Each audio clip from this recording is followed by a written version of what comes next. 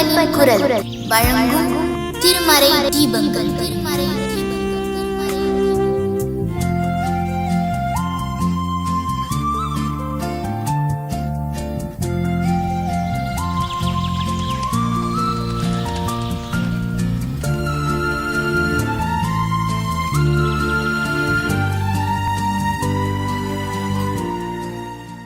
தெய்வத்தின் சந்நிதானம் என் உள்ளத்தின் ஆனந்தமே,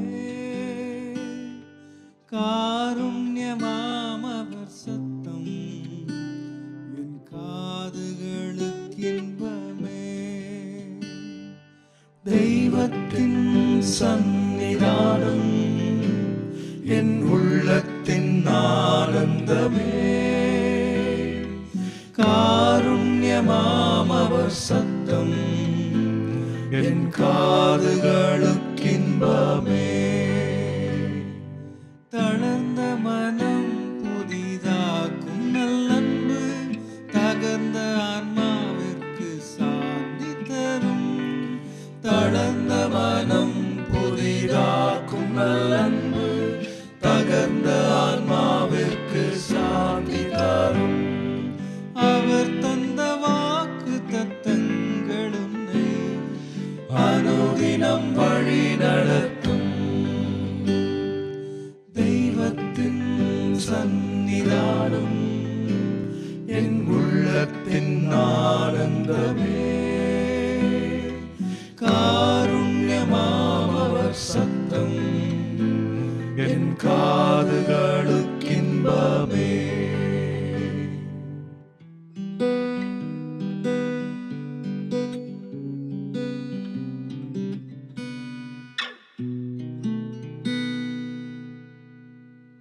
உலகத்தில் நிலை நிர்பந்தமே, நோக்கிடு கல்வாரி நாயகனை.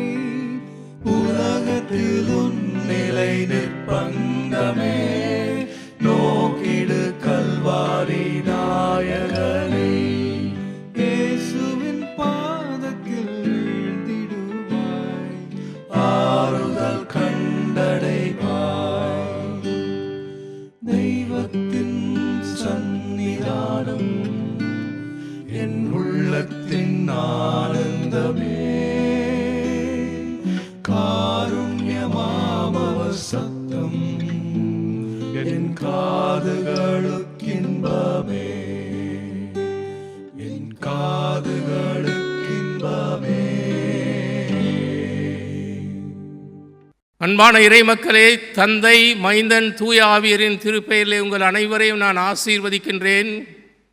எவ்விதமாக சமுத்திரம் ஜலத்தினால் நிறைந்து வழிகிறதோ அதே வண்ணமாய் நீங்கள் ஒவ்வொருவரும் இறைவனுடைய ஆசீர்வாதத்தினால் நிரப்பப்பட்டு அனுதினமும் சாட்சி சொல்ல வேண்டும். எங்கள் பாத்திரம் நிரம்பி வழிகிறது, என் வாழ்நாள் எல்லாம் நன்மையும் கிருபையும் என்னை தொடர்ந்து வந்து கொண்டிருக்கிறது என்பதை ஆண்டவரை ருசி பார்த்து அவருடைய ஆசீர்வாதத்தினால், அவருடைய அன்பினால், அவருடைய அரவணைப்பினால் நீங்களும் உங்கள் ஒவ்வொரு குடும்பமும் நிரப்பப்பட்டிருக்க கர்த்தர் உங்களை ஆசீர்வதிப்பாராக.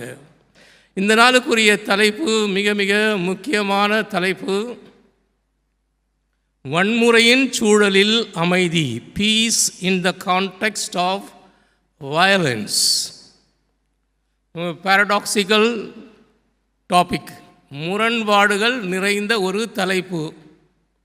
நாம் வாழ்கின்ற சூழல் வன்முறைகளினால் நிறைந்திருக்கிற சூழல்.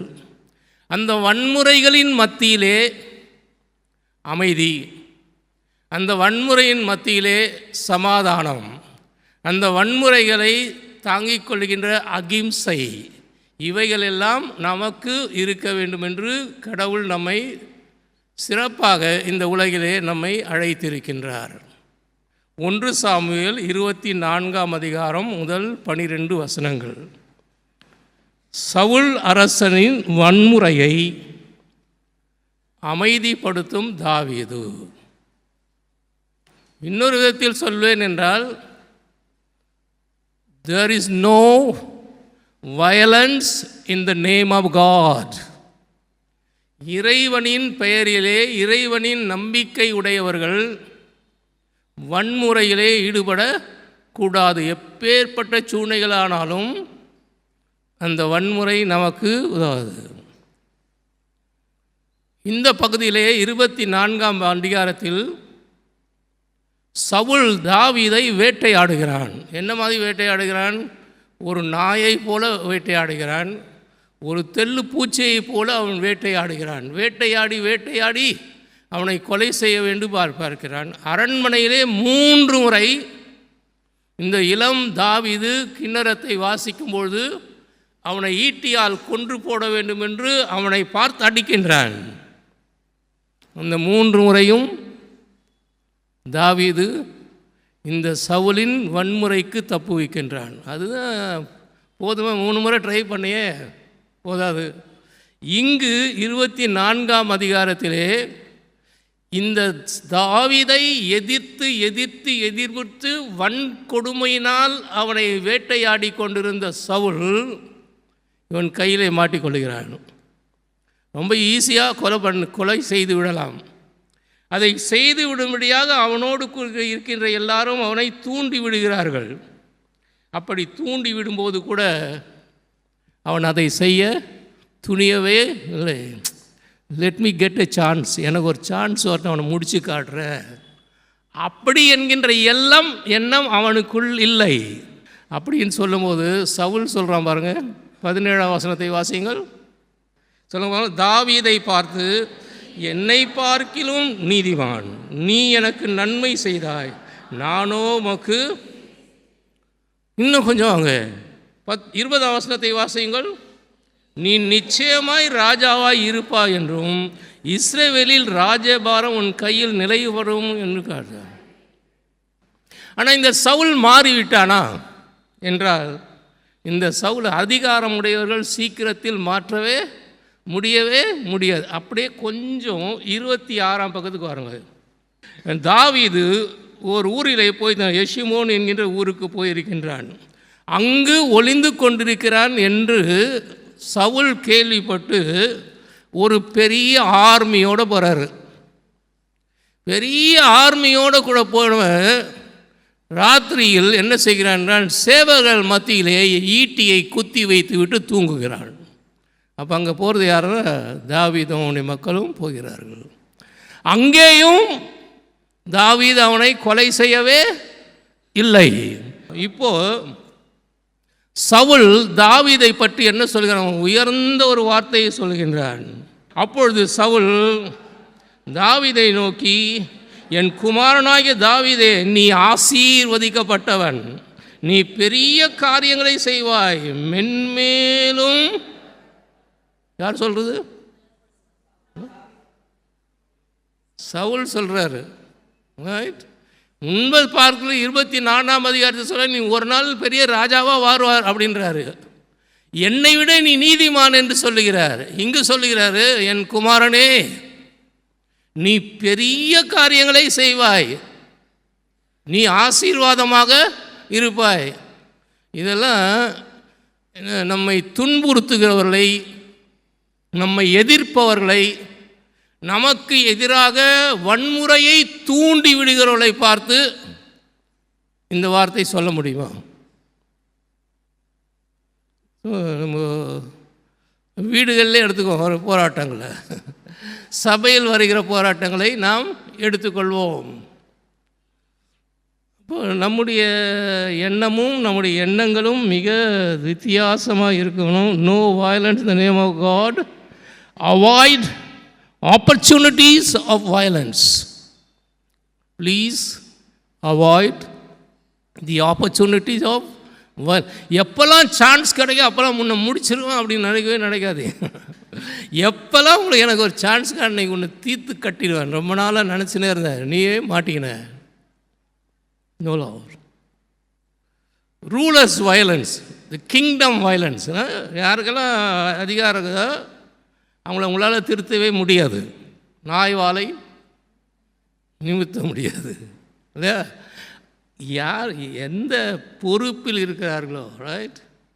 What is your aptitude towards your oppressors, உங்களை நுறுக்கி ஒடுக்குறீங்களா? சிந்திங்க. 2ஆம் பகுதிக்கு போவோம். 2ஆம் பகுதி ரோமர் 12ஆம் அதிகாரம் 14 - 21. இங்கே என்ன சொல்ல, சமுதாயத்தில் வன்முறையை சாந்திப்படுத்தும் கிறிஸ்தவர்கள் அல்லது விசுவாசி யாரெல்லாம் தங்களை உண்மையான தொழுகைக்கு இதுவே நீங்கள் செய்யத்தக்க ஆன்மீக ஆராதனை என்று ஒப்படைத்திருக்கிறார்களோ அவங்களாம் எப்படி இருக்கணும்? என்னோடு சேர்ந்து ஒரு முறை அப்படியே வாசிங்க. 14ஆம் வசனத்திலிருந்து 21ஆம் வசனம் வரைக்கும் வாசிங்க. ஆசீர்வதிக்க வேண்டியதே அன்றி, ப்ளீஸ் அண்டர்லைன் தட் வேர்ட், ஆசீர்வதிக்க. உங்கள் டியூட்டி என்ன? இதுதான் செய்யணும், வேறு எதுவும் செய்ய. அதற்கு அடுத்ததாக பாருங்கள், சந்தோஷ பகிர்வுகளே சந்தோஷப்படுங்கள், அழுகிறவனே அழுகள், ஒருவரோடு ஒருவர் ஏக சிந்தையுள்ளவராயிருங்கள், மேட்டிமையானவைகளை சிந்தியாமல் தாழ்மையானவர்களுக்கு இணங்குங்கள், உங்களே புத்திமான்று என்றாதீர்கள், ஒருவனுக்கும் தீமைக்கு தீமை செய்யாதீர்கள், எல்லா மனுஷருக்கும் முன்பதாகவும் யோக்கியமானதை செய்ய நாடுங்கள், கூடுமானால் உங்களால் ஆன மட்டும் எல்லாரோடும் சமாதானமாயிருங்கள்.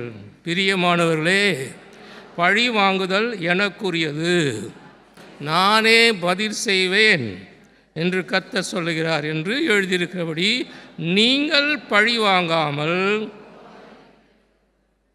அன்றியும் உன் சத்துரு பசியாக இருந்தால் அவனுக்கு போஜனம் கொடு, அவன் தாகமாயிருந்தால் அவனுக்கு பானம் கொடு, நீ இப்படி செய்வதனால் அக்கினி தழலை அவன் தலைமேல் குவிப்பாய்.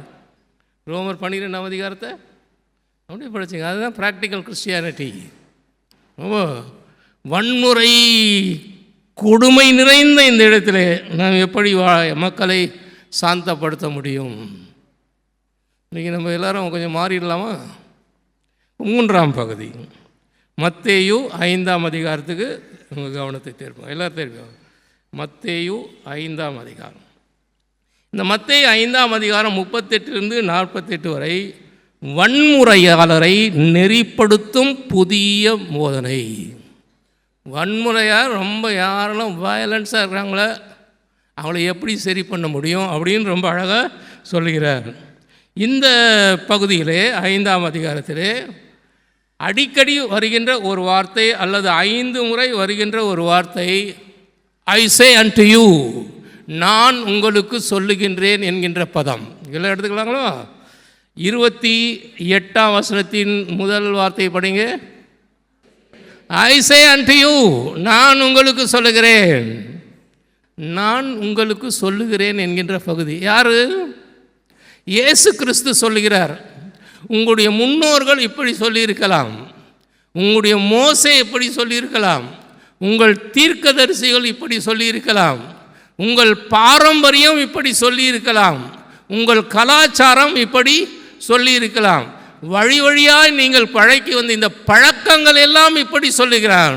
But I say unto you, but I say unto you, but I say, நான் உங்களுக்கு சொல்கிறேன். உன்னுடைய ஐடியாவையே மாற்றிக்க, உன் கலாச்சாரத்தை மாற்றிக்க, உன்னை அடிமைப்படுத்துகிற, உன்னை தூண்டி விடுகிற, உன்னை தவறாக வழி நடத்தக்கூடிய எந்த ஒரு பண்பாடையும், எந்த ஒரு கலாச்சாரத்தையும், எந்த ஒரு தூண்டுதலுக்கும் நீ இடம் கொடுக்க வேண்டாம். ஐ சே அன்டு யூ, நான் உனக்கு சொல்கிறேன், இதை நீ செய். அப்போ வாட் இஸ் அவர் ப்ரியாரிட்டி? என்ன? வயலன்ஸ். என்ன? ரொம்ப கொடுமை நிறைந்த இந்த சமுதாயத்தில் நம்முடைய நிலை, நாம் கிறிஸ்தவர்களாய் எப்படி வாழ்கின்றோம் என்பதை ரொம்ப ஆழமாய் சிந்திக்கும்படியாக கடவுள் நம்மை அழைக்கிறார். அந்த கடவுளின் போதனையை, திருமறையின் போதனையை நாம் ஏற்றுக்கொண்டு நாம் இந்த உலகில் சாட்சியாக வாழ மாறோம். அப்போ இந்த சூழ்நிலையில் எப்படி நம்ம வயலன்ஸ் எல்லாம் தடுக்க முடியும் என்பதற்கு ஒரு எடுத்துக்காட்டை மாத்திரம் நான் தெரிந்து கொண்டேன். உங்கள் கையில் பைபிள் இருக்கணும்னா ஏசாயா 11ஆம் அதிகாரத்துக்கு திருப்புங்க. அங்கே ஒரு சிம்பிள் இல்லஸ்ட்ரேஷன். அந்த சிம்பிள் இல்லஸ்ட்ரேஷனை பற்றி அந்த எழுதுகின்ற ஆசிரியர்களை பற்றி என்ன சொல்கிறாருன்னா,